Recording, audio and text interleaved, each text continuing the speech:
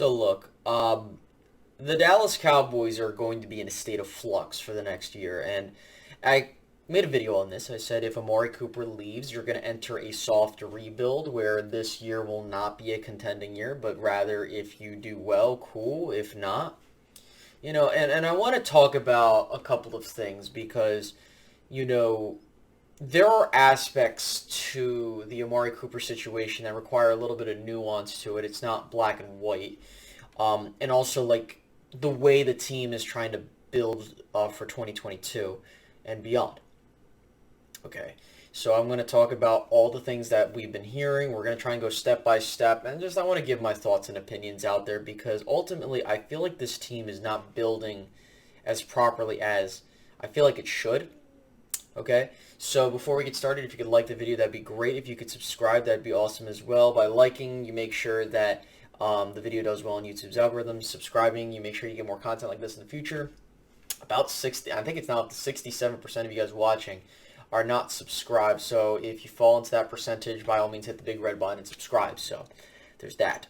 So the fact of the matter is that Amari Cooper looks like he's done in Dallas, and from what I've been hearing, it has a mix of things to do with him complaining about Kellen Moore, the whole illness situation that I don't want to go down that rabbit hole, but that's a part of it as well.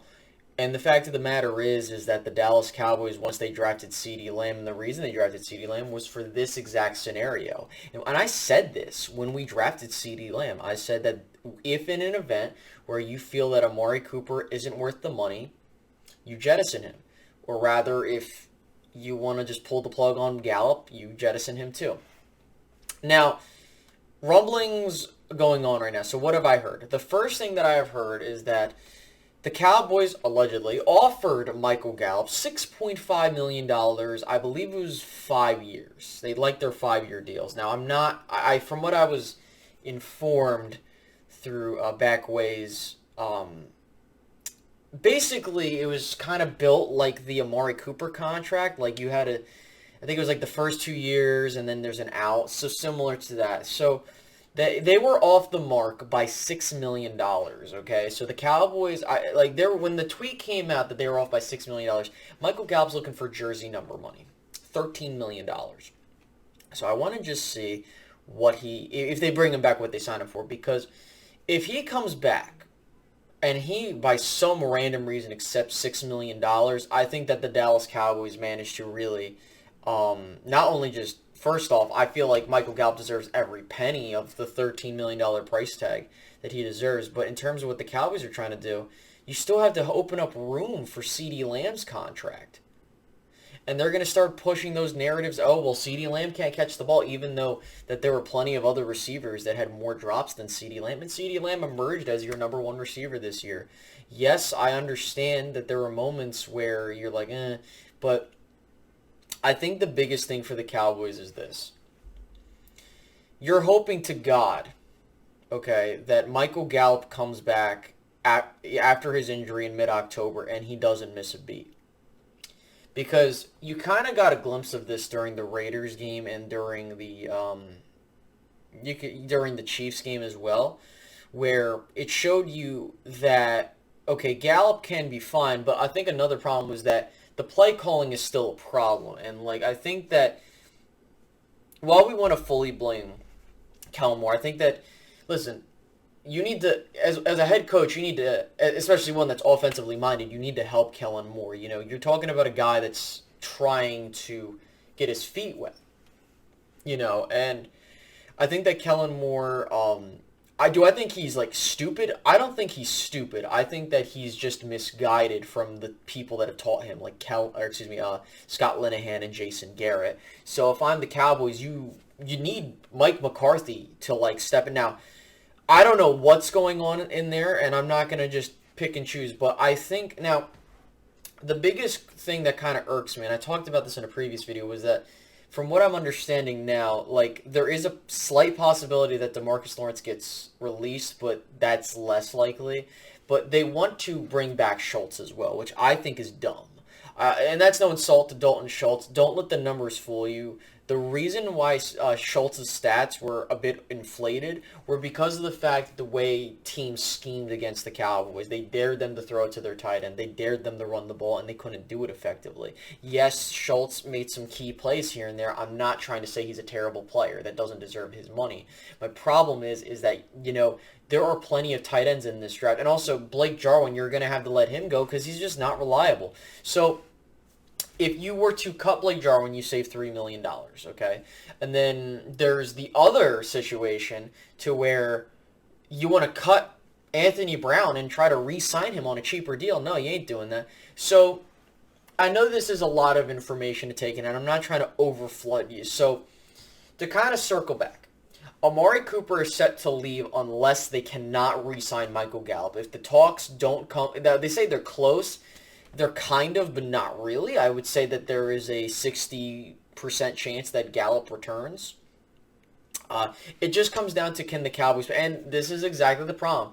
The players come and go. I'm not trying to get mad if a player goes. I want to make this emphatically clear. People think that I'm upset if we release Cooper. My problem isn't that. It's the way that the team builds itself. Like, if you bring back Gallup and Wilson, that's cool and all, but if you overpay them, and then we want to bitch later down the line that they're being overpaid, I'm not bitching at the player, I'm bitching at the front office. Because if we're going to complain that a player isn't worth the contract, why don't you blame the front office? Stop blaming the fucking players. I'm sick and tired of hearing this shit. Oh, you shouldn't have paid the quarterback this. You shouldn't have paid the receiver that. Whose fault is that? Is that the player's fault that the front office just folds like a lawn chair in the negotiations when they could have easily re-signed them for much cheaper without the price tag going up? Like seriously. So let's kind of go through this situation.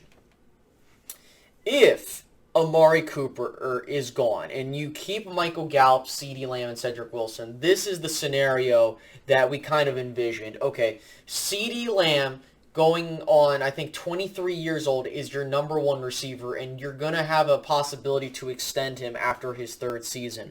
And so the question is if that's the case, what you honestly should do, and, I've had discussions with several people, restructuring is, you should restructure a player if you're looking to keep them long term.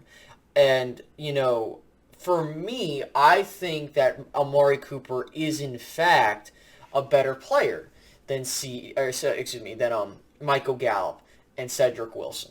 And I hate that there's this notion now, and I know I've been saying it, but when you kind of go back and look at it, a lot of times it came down to the way offensively we approach things. CeeDee Lamb has shown this year that, yes, he can be a dominant number one, and I think that, I'm not just saying this just to say this. I think that if we're going to feed into the narratives that the front office is doing, which, why the hell would you say you're going to cut the guy when you're trying to trade him?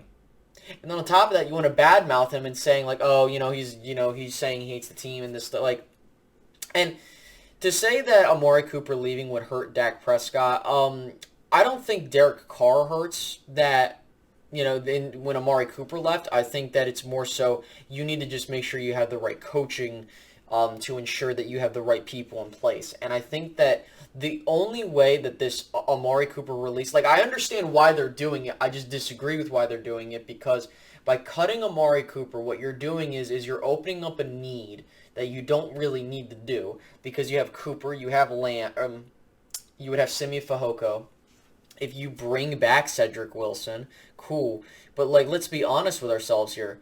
And this is another part that I understand what people were saying. Why are you paying a guy all this money if you're not going to use him? And I agree there. But that's an organizational problem, ladies and gentlemen. That is not a fault on the player. It's not the fault of the player if they're getting a certain amount of targets. If the team's coordinator is like, well, I don't like giving one guy so many targets. That's not how that works. You give the ball to your playmakers. So I think CeeDee Lamb is ready to take that number one spot. So if that's the case and Michael Gallup's your number two, and this is going to happen with CeeDee, they're not going to pay him until the very end when they should. And same thing with Trevon Diggs. Don't be shocked if Trevon Diggs ain't here. Don't be shocked, because Cap Boy, Mr. Stephen Jones, which I refuse to call him by his government name, is going to be the reason why your team doesn't do anything in free agency. And the fact is that I'm just asking for competent things. There has been no team in the NFL that has struggled with the salary cap. They find ways to move money around, and don't give me the bullshit narratives. You're pushing it. No, the fact is the cap is set to explode in 2024, so it doesn't make sense to move on unless you have other predispositions for that. Okay? So I know that I'm talking in circles. So what can the Cowboys do going forward from here? I would say you need to draft a receiver at this point, whether it be in the first through third rounds. That's going to be a need. And I think that this is going to be the year you can finally get a speed guy. I find the Cowboys, I'm looking to get a speed guy because I think that definitely helps your your offense beat opposing defenses. That's something that we've missed on this team, is a lot of speed. Tight end wise, if you bring back Schultz on a franchise tag, you know, I don't really see the need to get him on a long-term deal because the way I look at Dalton Schultz is you should have re-signed him in 2020 if that's the case, and you should have cut bait with Blake Jarwin. So if you let Dalton Schultz go, now you have Blake Jarwin, Sean McEwen, and I'm not sure about Jeremy Sprinkle, but if I'm the Cowboys, what I would personally do is cut Blake Jarwin. You can make money to restructure, or excuse me, re-sign Dalton Schultz, but Dalton Schultz is not I don't see him as a top tight end in the league. Like, I look at, and this is where I'm coming from, I look at receivers, tight ends, and running backs all the same. If the player is a generational talent, like top 5 at his position, and you know you're going to use him, pay him the money. And you know he's still good, pay him the money. If he's a middle-of-the-pack guy, don't pay him the money. This is an example with Michael Gallup. If you're going to use Michael Gallup a whole lot and you know you're going to get a lot of production out of him, by all means, you could pay him. But, you know, I feel like you can get a better play. Like, I feel like the Cowboys would be what they should do. If you want to get a $5 million player, you go get Cedric Wilson, you go draft a guy or two, and there's that. Cowboys won't do that. And that's the problem, ladies and gentlemen, is that, and this is why I'm upset, is that the Dallas Cowboys are looking at moving on from players that they don't get any value for. And they act like they're the smartest people in the room. And again, you know, you can only do this so much. We've been doing the same thing for 10 plus years. Do we really think that this is going to change how we operate business in a long-term setting? Absolutely not. If you're a Cowboys fan and you personally think that this is the best way to attack free agency, I'm sorry to say this, but unfortunately the Cowboys conducting their way of business has not been successful, and they have had several teams that have gone into free agency, got solid players, and they have been rewarded immensely.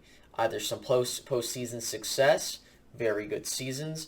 I understand that the Super Bowl is hard to win, but I'm sorry, guys, you cannot expect to win the Super Bowl with your hand and leg tied behind your back and acting like you can win a fight that way, you know, against a full-blown boxer or some, you know, crazy stuff like that in that type of analogy. So I feel like that the Dallas Cowboys under Stephen Jones are being cheap as fuck, and that's how I see it. And it's not the fact that it's, like, throw out free agents. They're not paying their own players when they should be if they want to keep them. Not the fault of the player. That's the fault of the organization. You know, if you want a player that wants to bet on themselves to get money, that's cool. But at the end of the day, if you're going to get mad at the player for production, that's one thing. But who's the one giving them the money?